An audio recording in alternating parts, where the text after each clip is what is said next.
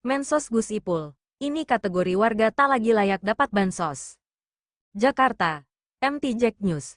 Menteri Sosial Saifullah Yusuf, Gus Ipul, menegaskan bahwa pemerintah telah mengeluarkan jutaan warga dari daftar penerima bantuan sosial, bansos, berdasarkan hasil verifikasi dan validasi melalui Data Tunggal Sosial dan Ekonomi Nasional, DTSEN.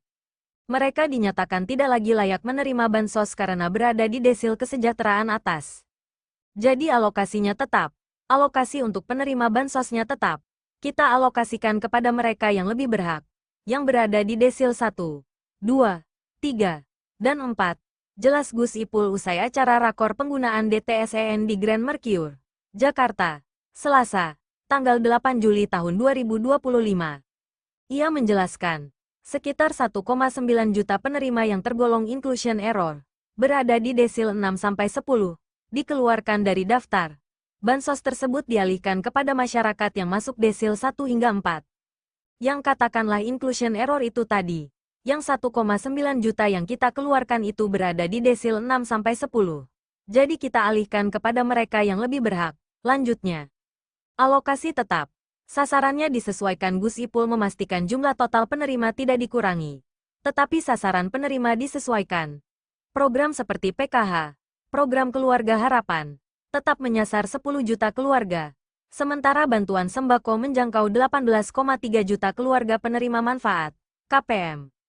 Dan untuk PBI 96 juta lebih penerima. Jadi alokasinya enggak berubah. Cuma sasarannya yang berubah. Penerima manfaatnya yang berubah. Atas hasil pemutakhiran verifikasi dan validasi, ujar dia. Penilaian kelayakan, dari ekonomi hingga psikologis. Dalam proses verifikasi data Bansos 2025 ini, Kementerian Sosial menggunakan berbagai variabel kelayakan, seperti pengeluaran individu, kondisi rumah, hingga aspek psikologis seperti rasa cemas soal makan esok hari. Mulai dari pengeluarannya setiap individu, kondisi rumahnya, kemudian ada pertanyaan-pertanyaan apakah pernah merasa ketakutan, tidak makan esok hari. Banyak sekali variabel-variabelnya, terang Gus Ipul. Menurutnya, klasifikasi tersebut berdasarkan pemeringkatan yang dilakukan oleh Badan Pusat Statistik, BPS. Yang bisa menjelaskan lebih detail adalah BPS, ujarnya.